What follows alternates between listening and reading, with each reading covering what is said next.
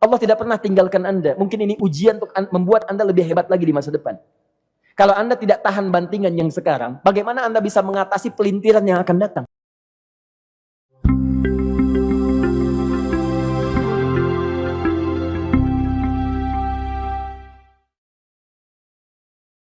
Semua keadaan jiwa kita, hati kita, perasaan-perasaan kita sudah lebih dulu bahkan pernah dirasakan oleh Nabi Muhammad SAW. Kalau Anda pernah gelisah, Nabi dulu pernah gelisah. Kalau Anda bahagia, Nabi juga pernah bahagia. Kalau Anda merasakan kekhawatiran, Nabi dulu pernah khawatir. Dan miniatur kehidupan kita sudah dicontohkan dalam perjalanan kehidupan Nabi Muhammad SAW agar kita bisa belajar mengatasi problematika kehidupan. Allahu Akbar, kalau beliau tidak diutus oleh Allah, kita tidak tahu bagaimana cara menyelesaikan pemetaan kehidupan kita hingga dengan saat ini. Bahkan satu ketika, pernah beliau kemudian dalam masa yang telah panjang berdakwah, qadarullah kemudian ada wahyu yang jeda datangnya tidak seperti biasanya. Biasanya datangnya cepat, berganti hari turun wahyu, ganti pekan turun wahyu. Ini beberapa masa wahyu belum turun. Ada hikmah di balik itu.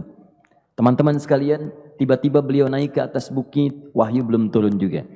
Pulang ke rumah, belum turun juga. Sampai keadaan itu terlihat oleh kalangan kafir Quraisy dan mereka berkata, lihatlah Muhammad sudah gila. Dituduh gila. Jadi kalau Anda cuma dituduh dengan hal-hal yang ringan, dituduh soleh, kan? Dituduh kemudian orang yang berubah, dituduh semakin beriman dan sebagainya, barangkali itu lebih baik. Nabi dituduh gila, Anda bayangkan. Tuh Muhammad sudah gila. Muhammad sudah ditinggalkan oleh Tuhannya. Muhammad sudah kehilangan pegangannya. Muhammad sudah tidak punya orientasi. Orangnya sudah nggak jelas. Bolak-balik tidak karuan. Naik ke atas bukit seakan-akan orang yang frustasi. Dan seterusnya. Tapi tahukah Anda apa yang terjadi? Setelah berbagai cacian, makian, tuduhan, macam-macam. Diterima oleh Nabi SAW. Lantas tibalah masanya Allah menurunkan satu surah. Bahkan disandingkan dengan surah yang lainnya, bersandinglah dua surah ini secara bersamaan turun. Surah ke-93 dan surah ke-94-nya. Terkait berkelindan, memberikan satu harapan yang sangat panjang. Kata Allah, وَالضُّحَى وَاللَّيْلِ إِذَا سَجَى مَا وَدَّعَكَ رَبُّكَ وَمَا قَلَى وَلَلْآخِرَةُ خَيْرٌ لَكَ مِنَ الْأُولَى وَلَسَوْفَ يُعْطِيكَ رَبُّكَ فَتَرْضَى أَلَمْ يَجِدْكَ يَتِيمًا فَآوَى وَوَجَدَكَ ضَالًّا فَهَدَى وَوَجَدَكَ عَائِلًا فَأَغْنَى فَأَمَّا الْيَتِيمَ فَلَا تَقْهَرْ وَأَمَّا السَّائِلَ فَلَا تَنْهَرْ وَأَمَّا بِنِعْمَةِ رَبِّكَ فَحَدِّثْ.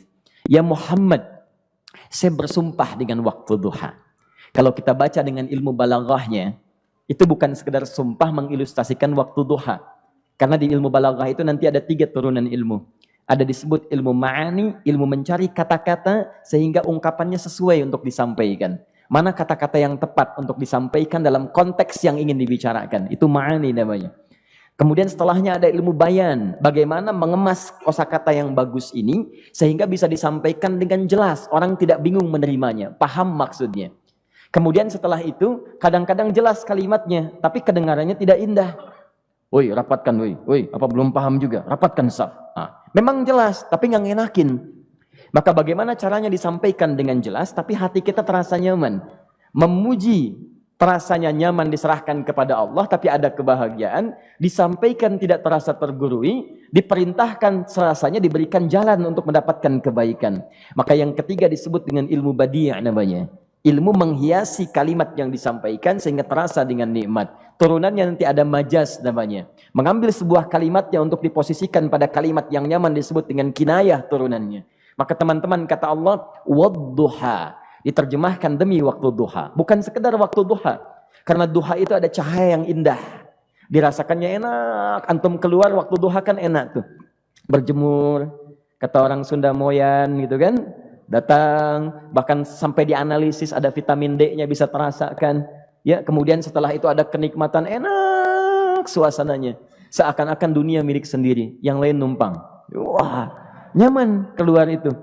Baik, jadi wadduha itu ingin bersumpah mengilustrasikan waktu kenyamanan yang pernah dilalui. Kalau dalam bahasa tafsir yang luasnya, saya bersumpah Muhammad Demi segala kenikmatan yang pernah engkau rasakan dalam hidupmu, seperti engkau merasakan cahaya duha itu. Engkau pernah senang, saya bersumpah dengan kesenanganmu. Engkau pernah tenang, saya bersumpah dengan ketenanganmu. Engkau pernah nyaman, saya bersumpah dengan kenyamanan yang pernah engkau rasakan. Walaili idza saja. Dan aku pun bersumpah demi gelapnya malam. Demikian terjemahannya. Bukan sekedar gelapnya malam, saja itu sesuatu yang pekat. Ya, ini belakang kelihatan agak gelap nih. Untuk memberikan proyek, kesini aja Pak, saya cuma ngasih contoh. Contoh, saya bukan mengeluh, bukan, ingin memberi contoh. Ya, contoh pada ilustrasi yang mau saya sampaikan. Nggak apa-apa, biarkan saja. Saya mau contoh kasih kata saja. Ya, ini belakang agak gelap untuk memproyeksikan cahaya ke sini. Tapi yang mau saya sampaikan, kalau gelapnya begitu pekat, semua cahaya ini nggak ada. Cahaya nggak ada nih, sama sekali tidak kelihatan. Saya mau tanya pada Anda, beraktivitasnya mudah atau sulit?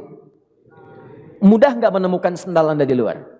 Belum tentu. Menemukan jalan keluar pun belum tentu mudah. Anda mesti meraba-raba jalan. Anda mesti kemudian melihat sesuatu dengan pandangan mata hati Anda. Raba, dan sebagainya. Sampai menemukan jalan itu pun belum tentu benar. Itulah yang disebut dengan gelapnya malam saja pekat. Kadang-kadang ada orang yang menghadapi satu kesulitan yang pekat. Suasananya siang. Cuman karena masalahnya begitu pekat seakan-akan membuat diri dia gelap. Jalan susah, limbung gitu. Kenapa gelap ya? Padahal terang.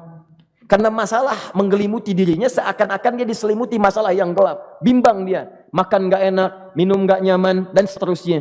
Ya biasanya makan ayam tenang, ini dikasih yang lebih enak juga rasanya pahit. Gak enak zamannya. Maka kalau kita ilustrasikan dalam suasana tadi Muhammad, saya bersumpah, engkau pernah hidup nyaman, ataupun engkau mengalami masalah yang sangat pekat dalam kehidupan. Engkau alami sesuatu yang dahsyat sampai engkau bingung, bimbang, pekat, mereka menuduhmu dengan macam-macam. Ma wadda'aka rabbuka wa ma qala. Saya pastikan kepadamu, dalam keadaan nyamanmu seperti dulu ataupun engkau bimbang seperti sekarang, Tuhanmu tidak akan pernah meninggalkanmu ataupun menuduhmu gila. Orang-orang yang dekat dengan Allah Subhanahu wa taala, maka Allah akan menjaganya baik dalam keadaan yang tenang dan nyaman ataupun dalam kesulitan yang luar biasa. Walal akhiratu khairul laka minal ula. Nanti saya akan tunjukkan kepadamu. Jika kamu telah tabah dan sabar menerima cacian mereka, menerima tuduhan mereka, nggak apa-apa, ini kan muqaddimah. Masa kamu masih panjang. Kamu masih panjang dalam berdakwah. Kehidupan kamu masih panjang membawa tugas dan misi. Kalau kamu belum bersabar pada yang sekarang, bagaimana dengan yang di masa depan? Tapi saya pastikan kepadamu, jangankan yang seperti ini, masalah pekat yang paling hebat pun kamu akan hadapi, yang membuat kamu sedemikian sulit, lebih daripada ini, yakinkan pada jiwamu, aku tidak akan pernah meninggalkanmu. Ini prinsip dalam kehidupan kita. Jika Anda menggantungkan hidup kepada Allah, Anda bersandar dengan baik kepada Allah, maka ayat ini akan mengatakan, teman-teman sekalian, Allah tidak akan pernah meninggalkan Anda dalam setiap kehidupan Anda. Nanti, sekarang perjuangan, kata Allah, walal akhiratu khairul laka minal ula. Nanti saat kamu tiba di akhirat, saya akan tunjukkan kepadamu ada yang lebih hebat yang tidak pernah engkau rasakan sebelumnya saat di bumi. Tidak akan ada lagi kesulitan yang kamu hadapi. Tidak akan ada lagi cacian yang kamu kemudian hadapi. Tidak ada lagi kemudian tuduhan yang kemudian kamu rasakan. Aku akan berikan apapun yang kamu inginkan sampai kamu puas. Wala sawfa yu'tika rabbuka fatardah. Nanti kamu pengen apapun, aku berikan. Kalau saufa masih ada jeda, ya. Kalau bahasanya wa yu'tika mungkin seketika. Tapi ketika mengatakan saufa, artinya bukan saat ini Muhammad. Sekarang pun aku berikan, tapi nanti yang di akhirat aku berikan sampai kamu merasa puas. Ayo minta apa saja. Hadir, hadir, hadir, hadir. Tapi yang paling indah, kalau kamu tidak percaya, alam yajidka yatiman fa'awa.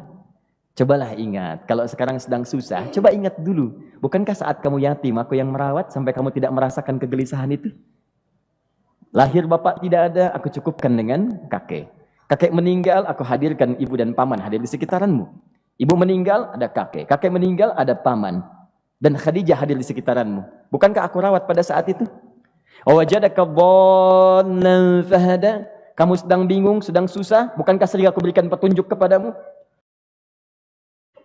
Wajadaka ailan fa'aghna. Kamu merasakan kesulitan, lahir dalam keadaan yatim, tidak ada pendukung, maka aku jadikan kaya. Bukankah saat kamu menikah dengan Khadijah, aku tambahkan lagi pendukung untuk misi dakwahmu? Ini pesan dalam Al-Quran. Kalau Anda sedang merasa susah, kalau ingin menenangkan diri, ingat-ingat yang baik-baik yang dulu. Kalau Anda sedang jatuh dalam bisnis, ingat-ingat saat Anda meningkat dalam bisnis Anda. Allah tidak pernah tinggalkan Anda. Mungkin ini ujian untuk membuat Anda lebih hebat lagi di masa depan. Kalau Anda tidak tahan bantingan yang sekarang, bagaimana Anda bisa mengatasi pelintiran yang akan datang? Karena dalam kehidupan bukan cuma dibanting. Anda mungkin mengalami penyingkiran, penyungkuran, lipatan, guntingan, bantingan, macam-macam. Jadi kalau satu gaya belum bisa Anda atasi, bagaimana Anda bisa berharap mendapatkan turunan yang lainnya? Selalu ingat bahwa jika hidup Anda ingin tampil gaya, Anda harus merasakan tekanan dalam kehidupan. Karena F selalu berbanding lurus dengan P, hukum Pascalnya. Gaya berbanding lurus dengan tekanan. Orang yang ingin tampil gaya dalam kehidupan, maka dia mesti siap menghadapi tantangan-tantangan hidup yang diatasi. Turun ayat. Sampai ujungnya. Jadi kalau kamu sudah begini lagi, jangan pernah kamu membentak orang lain. Jangan pernah merendahkan orang lain. Karena Allah pun menjaga setiap hamba sepanjang ia mendekat kepadamu. Setelah itulah turun kemudian surah Al-Insyirah. Alam nashrah lakas sadra. Antum kenal Nabi Musa? Baik. Tapi agak lumayan lah. Tadi saya di Soreang kenal Fir'aun. Di sini Musa. Baik, alhamdulillah. Perhatikan ya, dahsyatnya pemberian Allah kepada Nabi Muhammad SAW. Nabi Musa alaihi salam, dan sering kali kita bacakan untuk memohon kepada Allah. Rabbi syrahli sadri. Perhatikan baik-baik. Ini keunggulan Nabi Muhammad SAW dibanding Nabi Musa alaihissalam. Dua-duanya Nabi, Rasul, tapi masing-masing punya keistimewaan. Musa, Nabi, berdakwah, memohon kepada Allah kelapangan hati. Rabbi syrahli sadri. Ya Allah, tolong lapangkan hatiku nih. Kenapa mesti lapang? Karena pasti Musa merasakan nih. Saya tahu betul karakter Fir'aun. Belum apa-apa sudah memaki. Kalau orang yang hatinya tidak lapang, tidak akan tahan dengan makian, keluarlah kemudian balasan yang tidak digambarkan sebelumnya. Fir'aun itu kasar. Kasarnya bukan sekedar kasar, bahkan saking kasarnya bisa berujung pada eksekusi kematian.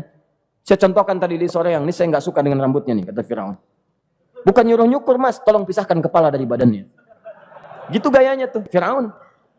Ya. Bukan nggak ngenakin, susah dengan Fir'aun itu. Jadi kalau belum apa-apa datang Musa ke situ, hatinya tidak seluas samudra, hatinya tidak lapang, cuman seluas gelas, tidak akan sabar menerima cacian Fir'aun. Begitu datang dicaci, dasar anak gak tahu diri, gak tahu malu, sudah saya rawat begini. Ya Allah, saya bosan dengarnya, matiin aja sekarang.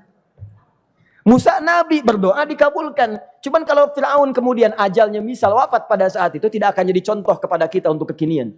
Bagaimana orang yang bebal untuk bertobat kepada Allah Subhanahu wa Ta'ala. Bagaimana penyimpangan dalam kedudukan. Bagaimana dia kemudian akrab dengan pengusaha yang gelap. Di pengusaha gelap berpartner dengan penguasa zalim. Sudah ada dari dulu. Pengusahanya disebut dengan Qarun. Kemudian mohon maaf, ya, yang pemimpinnya disebut dengan Fir'aun. Tokoh intelektualnya disebut dengan Haman. Makanya cerita ini komplit di Quran. Sudah ada. Di setiap persoalan dalam kehidupan masyarakat disebabkan tiga hal yang berkolaborasi. Kalau bukan penguasa zalim, berpartner dengan pengusaha gelap, ditopang oleh intelektual yang sembrono. Itu persoalan. Jadi kalau ada sekarang intelektual menyalahgunakan kepintarannya, dia terlambat, sudah ada Haman dulu. Dan gak usah bersaing, dia bisa bikin piramida, Anda belum tentu bisa membuatnya. Kalah Anda, masih kalah hebat. Ya, jadi kalau dititipkan sesuatu, jangan disimpangkan. Yang ingin saya sampaikan, Musa mengatakan, Rabbi syrahli sadri. Nabi berangkat berdoa dikabulkan oleh Allah. Nabi Muhammad belum minta, turun ayat. Alam nashrah laka sadrak. Yang ini minta Rabbi syrahli sadri. Nabi Muhammad alam nashrah laka sadrak. Muhammad mulai dari peristiwa sehingga engkau akan lebih sabar lagi menerima tantangan-tantangan dakwah. Mulai sejak itu jangankan dimaki, dilempar batu di Taif. Dari Mekah pergi ke Taif dengan Zaid kemudian. Sampai di Taif mendapatkan sesuatu yang tidak dibayangkan sebelumnya. Kalau cuma dihentikan saat mengajar, wajar. Ini dilempari batu. Anda bayangkan? Bisa kebayang nggak? Lempari batu tuh. Lempar, dilempar. Zaid jadi tameng, berdarah-darah, kemudian mundur. Mundur, beristirahat di bawah tepian pohon. Begitu beristirahat, datang malaikat penjaga dua gunung. Turun malaikat dengan kesal mengatakan, Ya Rasulullah, mud yadaika ilas sama. Ya Rasulullah, angkat tanganmu ke langit. Minta kepada Allah, aku angkat dua bukit di Taif, aku himpit keduanya mereka. Aku himpit penduduk Taif dengan dua bukit itu. Apa jawab Nabi? Karena sudah mendapatkan kelapangan, ketenangan, belajar dari peristiwa-peristiwa tadi, indah jawabannya. Lah, katanya, tolong jangan lakukan. Innahum qaumun la ya'lamun. Mereka belum paham saja. Mereka belum mengerti. Tolong jangan lakukan. Aku bermohon kepada Allah. Boleh jadi nanti di masa depan akan ada hamba-hamba terbaik yang lahir dari bumi Taif ini. Kemudian beliau berkata, Rabbi, ila man takilluni, a ila qaribin yu'limuni, am ila ba'idin yu'dhini, fa ana radin ma lam taghdab ilayya. Ya Allah, kemana lagi engkau akan utus aku untuk berdakwah setelah peristiwa ini? Apakah tempatnya lebih dekat aku jangkau sekarang, tapi di situ aku akan disakiti lagi? Ataukah jaraknya masih jauh, tapi di tempat itu aku akan dizalimi lagi? Aku ridha ya Allah dengan itu semua, asalkan engkau tidak marah kepadaku. Asalkan engkau tidak marah kepadaku. La haula wa la quwata illa billahil aliyil azim. Begitu kelapangan itu muncul, ridha dengan ketetapan dan siap, tabah, kuat, hadir dalam jiwanya. Tiba-tiba turun undangan, tunaikan Isra dan Mi'raj. Diangkat statusnya, naik mendekat kepada Allah Subhanahu wa taala. Dihilangkan bebannya, wa wada'na anka wizrak alladzi anqadha dhahrak. Itu hikmah, teman-teman. Barangkali kalau antum saat ini datang ke masjid ini untuk kajian, sedang bawa beban, ada kesulitan, penuh dengan macam-macam, barangkali dibacakan surat Ad-Duha tadi untuk memberikan harapan kepada Anda. Ini bukan PHP, karena ini bukan masalah urusan manusia. Ini adalah janji yang tidak akan pernah diingkari. Innallaha la yukhliful mi'ad. Kata Allah, Anda punya masalah, ingat suasana tenang pada masa lalu. Bukankah saya memberikan ketenangan kepadamu? Mendekat kepada saya, Anda bersabar, yakinkan bahwa ujian yang saya berikan saat ini sesungguhnya untuk membuat kamu lebih hebat di masa depan. Karena orang hebat tidak akan pernah sepi dari ujian untuk membuat dia lebih kuat menghadapi tantangan dalam kehidupan.